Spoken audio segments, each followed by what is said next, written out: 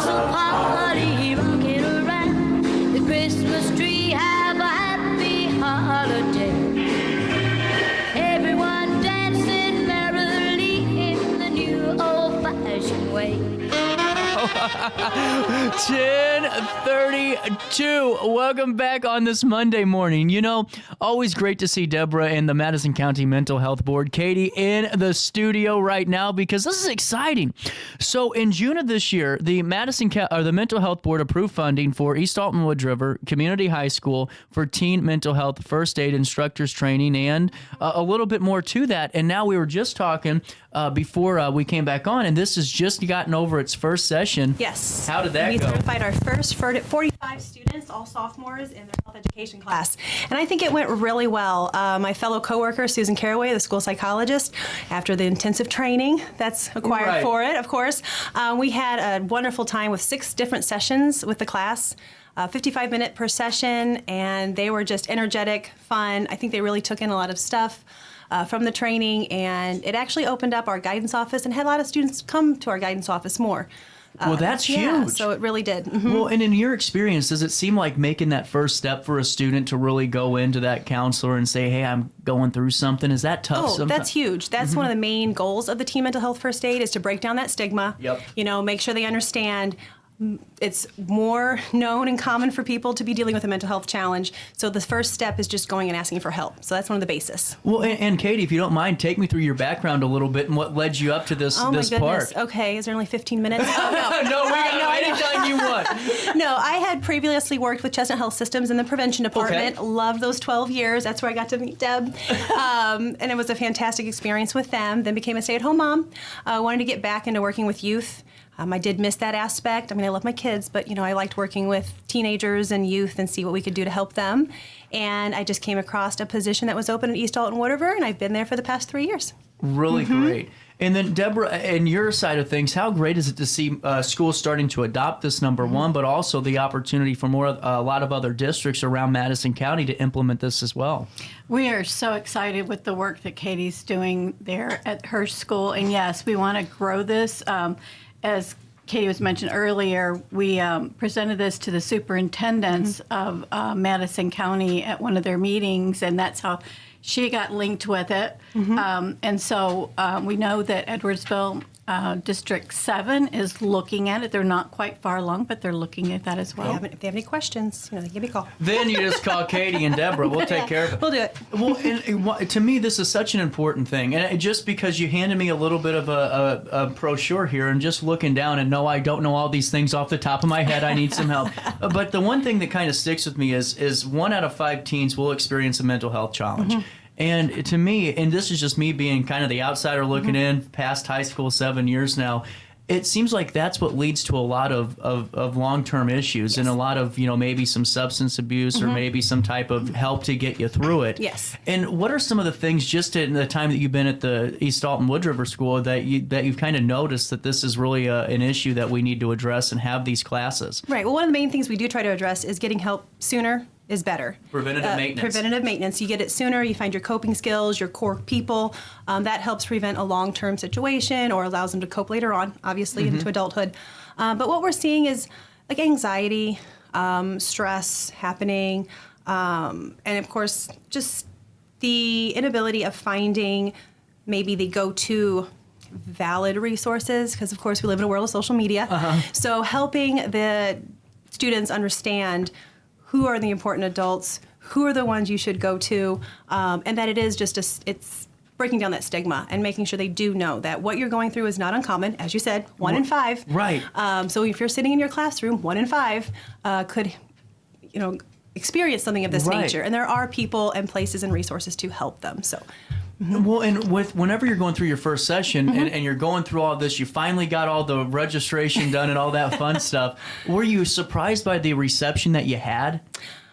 Not really. Okay. I'm one of the things I'm really proud of with East Alton-Wood River High School is their openness and their work towards breaking down the stigma.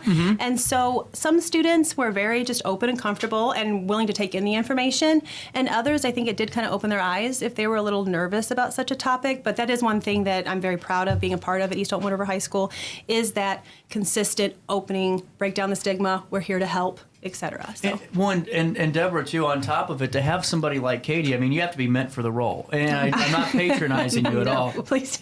But you really have to be made for the position. You have to love it. You have to live it. And for you, in your perspective, Deborah, how is it to have someone like Katie, to be kind of leading this? You're the first school that's doing it in East Alton. Yes. That's got to put this program on a great step forward. Absolutely, and those are my words exactly. As you have to have the right person, the right personality, and working with youth. That's a challenge. Just being relatable to young people today. And she's got that type of personality that she just jumps in, goes with it, and from appearances, from what we saw Friday, they loved the program and shared their own information about it. Really great. And Katie, take me through that first session. So don't give us the whole rundown, Yes. but could you break it down in an overview? We'll have to edit. Well, the first session is making sure that they're comfortable. We tell them, again, if there's anything that's uncomfortable, please make sure you leave the room. We understand. Go to guidance. We have support. But the first session is basically down to the basics of what is a mental health challenge, how many people experience that, and what are some identities to a mental health challenge. So it's a very basic opening intro. We have some icebreakers, of course, to get kids comfortable and just kind of get to know myself and my colleague, Susan Caraway, the school psychologist who teaches it with me, of course. She's awesome. But it's just kind of a basis of this is what it is and this is what we're going to go into. So the first session's a very nice introduction. Really unique. And then talking about registration, you said that there were some pretty tedious requirements for this one. There is. For a school to even apply to the instructor training, they have to have 10% of their faculty and staff population be trained in youth mental health first aid. Wow. Which is different. It's the adults learning how to handle a youth mental health challenge or crisis. And so luckily we have a very passionate school district, and so we were able to hit that mark well and beyond.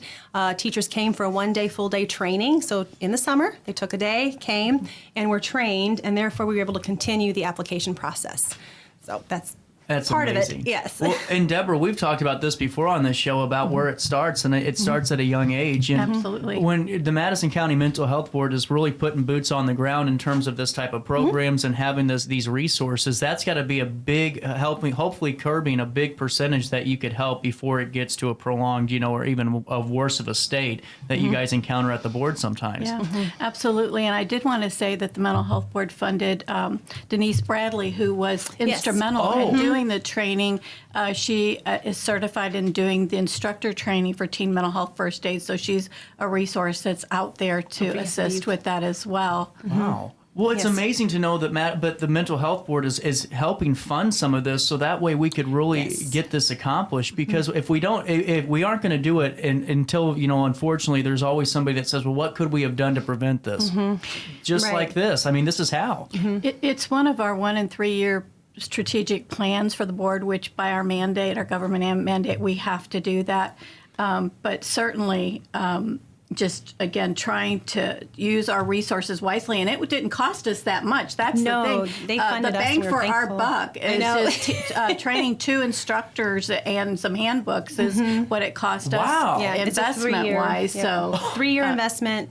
Books for the kids, any sort of resources and background for that. So we were very thankful that they were able to fund the program for us too, because it's part of our strategic plan, and they just kind of aligned. And so it was a perfect merge to kind of bring this to the school. On top of that, it's really great to see a win-win agreement, because sometimes it seems like the backer or the organizer or organization that's backing it's taking on all this extra, but to hear that it kind of just fell perfectly into place. It was a great partnership. Yep, perfect partnership. And Katie, in terms of the district as a whole, what's it mean for them to be one of the spearheaders in this, because you guys are the school doing it? Right. Oh, they were excited. They're excited. They're proud to say, okay, we're doing this for our kids, and we're proud of it to bring it here. And we want to be a pilot. We want to be the ones that help other people grow from it, take our pros and cons about it, our learning abilities and our experiences, and we hope to see it in other schools. But we're very excited to be the first in the county, 100%. Right on. And then before we take our break, so I can pay a bill before we get out of here, I got to ask you, just because another thing is about 65% of teens don't seek help whenever they're going through challenges. And to me, what you're doing is so important because hopefully that's going to break that down to where Stigma. just go in and say, hey, I'm having a little bit of a rough day, Right. and not be scared. Are they going to call home? Are they going to call X, Y, and Z? Because that is a fear that people have. They is. don't want mom and dad knowing they aren't doing the best. And so with this, are you really hopeful that this helps really combat and drive that percentage down? 100%. 100%. We think with the teens that we're trained that are first aiders, they've been taught how to look for warning signs, how to properly ask questions, and how to direct them to an adult. So that's one of the main, they're not there to diagnose or treat. They are there to help recognize the symptoms and then open up that door for that person. And I think the more skills that our students have and the more confident they feel in those skills, they'll be able to reach out to students who might not otherwise do so. Yeah. And then, of course, direct them to people that they feel comfortable with, especially like me and Miss Caraway. We were with them for 6 times. So, again, opening that door, and I do think we're going to start seeing more kids not feel as stigmatized and feel more comfortable coming in and getting help. That's a huge, and then what you said too is not diagnosing anything or anything, being that's the not doctor. them. Because if you do Yes. that, then all of a sudden that individual that might need the help is going, you're not going to tell me what the hell I have, Yeah, and there's all those Yes. things. And So- that pressure, too, for the teens. Right. We want to relieve that. Yeah. Their goal is just to get them to a resourceful This is adult. great. Yeah. It is great. We were excited. This is really a great I mean, It is, 100% over. absolutely. Absolutely. And I think I was talking to the boss upstairs over the weekend, and I said, last year, Christmas week, it's hard to find guests because people are moving 100,000 miles an hour, and the week afterwards, don't even bother. Let's just tape some shows. But I wanted this year to have a really strong end, and this is a great way to really start off the last week of live shows for us, is talking about this, because it's very important. And, I think to really be at the school level and really start talking to younger kids and really exposing mental health in a great way to them and saying you can reach out and there's resources, and Madison County's Mental Health Board has so many. If you go on their website, on the county's website, you'll find every one of them there. And Deborah, before we take our pause, out of the years that you've been with the board and as executive director, what are you most proud of in terms of growth? Because there's been so much happening really in terms of Madison County and Mental Health Board as a whole that it's probably going to be hard to pinpoint one. Yeah, it is very difficult, but we have been trying to make inroads with schools. That's important. Children are important. Criminal justice is another area where we've been very strong. But really, education, training, and awareness. I think that's like on the bottom ladder. the foundation, It's the yeah. foundation where we build everything else. So we've really been trying to, like the resources and information about where to go to get help, but also about mental health and how we can have different approaches and programs and services to address the things here in Madison County. Without a doubt. So why don't we do this? 10:44. We'll take a quick break. Can you hang out with me? Sure. Let me of pay course. one last bill here. We're going to pay one quick bill, and then we're wrapping up Monday with just a continuation of a great conversation right after this on RiverBender.com. I set the thermostat so my house would be warm when I got home from work, but the kitchen is still cool. At Barrett Heating and Cooling, we stand behind every Linux system we sell. My dealer said he'd take care of everything. At Barrett Heating and Cooling, we understand everyone wants prompt, professional service. Turns out it wasn't my furnace after all, just a little something blocking the vent. Pretty smart dog if you ask me. For service you can count on, call Barrett Heating and Cooling. Lennox. Innovation never felt so good. You won't find a better health club than Nautilus Fitness Center. More cardio, more free weights and equipment, more classes, a swimming pool, and more. If you're serious about your health and want to make a change, then stop thinking about it and visit Nautilus Fitness Center on Industrial Drive in Alton. Don't fall for the hype you get from the other health clubs. Nautilus is the Riverbend's premier health club. Has been for years and will be for years to come. Get to Nautilus Fitness Center and get started on a healthier new you.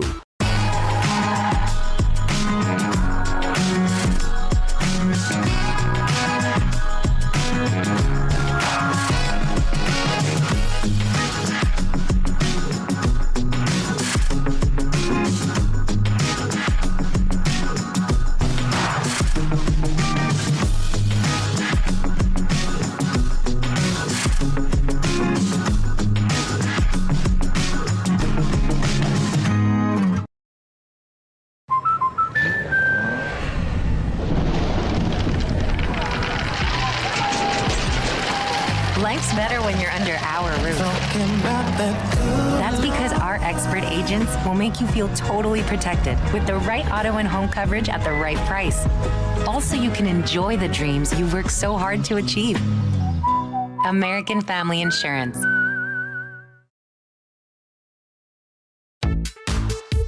For the biggest selection of pre-owned cars, trucks, and SUVs in the Riverbend, visit Alton-Toyota.com or stop by their location on the Homer Adams Parkway in Alton.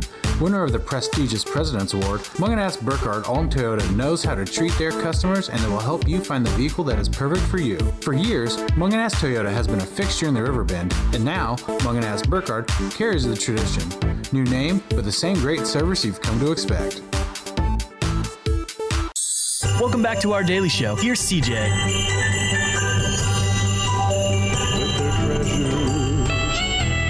Hear the snow crunch, see the kids bunch. This is Santa's big scene, and above all the bustle you'll hear. Welcome back, 10:47, 13 minutes left on this Monday morning for me. Actually, I got a couple more hours after. You know, that's the biggest thing. Before we go back to the interview, every time I get done with the show, I think my workday's over, and then I realize it's just getting started, you know? It's early and it's Monday. Like, why didn't I do a damn night show, you know? Well, just getting back to this, I mean, I hope people realize how amazing of an opportunity and resource this is, because number one, to take the leap of faith and be the first school to do it and be the first group is always a challenge. Right. Yes. You're always got to be the guinea pig somewhere, right? Yep. But now, I mean, it's to a point where we were talking a little bit about the E word, the beautiful E word of expansion. Yes. So we'll be moving on to 3 classes next semester. So we should have roughly about 80 to 90% of our sophomore class trained. And again, as we said earlier, it's a 3-year program where I'm an instructor for 3 years certified. So each year from here on out, we will most likely be in the health education classes because every sophomore has to take health. Okay. And so our goal is to have, at the end of 3 years, 3/4 of our school trained in teen mental health first aid. So again, the masses. This is so amazing because it's not only is it understanding and identifying maybe when one of your fellow classmates or coworkers, wherever down the pipeline you're going to use this, because it ain't going away. It'll stick with you forever. It really, to me, it goes to that critical thinking component, too, of students. So I think that everyone's kind of losing over the years is that let's critically think here. Why is, John Doe over here maybe acting a little bit differently? Maybe I can put some thought into this and see if I can go at least say hi and say, hey, if you need to talk, I'm here. If you want to go, do something. Right. I think that's really what goes above and beyond what anyone could really, do on any type of billboard. It's that really on the ground, hands-on work to teach critical thinking and compassion. Right. And what I liked about this program is they keep it simple with a lot of information, but simple with the look, ask. It's very direct. Look for the signs, ask some questions, listen to them, because listening is a skill. Find an adult for help, and then, of course, follow up with still being their friend. Those are the basic steps for a first aider, and just those simple, but can be difficult for teens, but simple steps can make a world of difference for somebody. Without a doubt. And, as we were talking, too, if anyone's interested to reach out to you about, maybe any questions, hey, I would really like to get this going at our school or school district. How did you start? What was the process? How high did you have to jump when they told you? How much training? Yes. Is there a way that people could reach out to you? Or? Yes, they could give me a call at 618-254-3151, and my extension is 2535. Katie Venverlo, it's a long name. If you just ask for Velo, it's fine, it'll work. They'll know who. And my email address is kvenverlo, VENVERTLOH @EAWR.org. But just call the school and ask for Miss Venverlo, Miss Velo, and also Miss Bubbles. I think you heard some kids call me that too. So just ask for any of those names, and I will definitely help answer any questions that they have. So that's fantastic. And since you came back to the workforce and we're East Alton, did you think that you'd see this much growth and change in such a short period of time? Because it is a pretty quick turnaround for something like this. Actually, yes. I did. I had a lot of faith in the schools to kind of start focusing on those and building that, especially, as you mentioned earlier, after the past couple years. Yeah. The COVID that people like to not really mention anymore, it was an impact. And I think coming in and meeting the staff and the administration, I knew I was coming into a school district that had a passion for it and wanted to see change and wanted to provide help. So I did. I was very optimistic. On top of COVID, too, I mean, people didn't really talk about the aspect of the mental health on the students and other things, too, like in terms of domestic violence and things that were going on at home so they couldn't escape from. But my cousin was in a Zoom class, and it was, I think, 3rd or 4th grade, and I'm just kind of at that point, maybe 2nd, I don't know. I was sitting there and I just wanted to observe it just because I thought, well, what the heck are these kids doing on these Zoom classes? if you were a teacher during Zoom, you should be entitled to compensation. Yes, 100%. yes. I mean, 100%. But you really got to see, though, that other perspective of things, too, because in that Zoom class, you got to see the good, the bad, and the ugly all on camera, and it really opened my eyes, and that's why I'm glad that we have programs like this to start instilling it earlier and earlier. Of course. And we have Deborah at the helm of the Madison County Mental Health Board to make sure that we can have those resources in a lot of ways, too. And Deborah, we're talking a lot about prevention, but unfortunately for some, prevention only is good for so long in certain things. Then it gets into crisis mode. What are some of the resources that are available and that you could share with us today? Right. And again, we've gone through a major transformation nationally, state of Illinois, and locally. And some of our communities are still trying to figure that out on the local level. But CESA, which is the Community Emergency Services Act that came into play, kind of brought in a couple other factors, and one of them is our mobile crisis response teams, and those are out there. And I just have to let you know that in the last 6 months, 430 youth have been crisis calls that have come in on youth with the mobile crisis response, needing mobile crisis response. That's a high number of youth. Some months it's been as much as 89 youth that have called for help. So there are kids in crisis. And then 988, we can't stress enough that call, and I know Katie shares that with her class as well. The last PowerPoint, Yes, in her PowerPoint. So we're both on the same line with that too, is that here's a number to call. You know, maybe you can't reach a youth or you can't reach a teacher or your trusted adult, but here's a hotline number that you can call, and there's someone on the other end to listen and to direct you or link you with the mobile crisis unit or whatever services that you need locally. So this is extremely, extremely important. We actually had one suicide death this year in Madison County of an adolescent 14-year-old, and we don't want to ever see that happen again. Anything we can do to prevent that. And again, I still believe in the prevention. 100%. For so long, investments always go on the high-end kids, and we need it there. Yes. But then if we never start doing the preventative on the front end, we're going to always see it on the high end. So kudos to Katie and the school for taking that first step out to make this a reality and to make this work for youth. Well, and I'll second that, because you always see it, and I'm not picking on anybody, but it always comes off as it when they replay the show. But whenever you look at districts, sometimes they always use a buzzword as mental health. And I think that's one of my biggest pet peeves is do not use mental health and training as buzzwords. You got to have action. You got to have action plans behind them.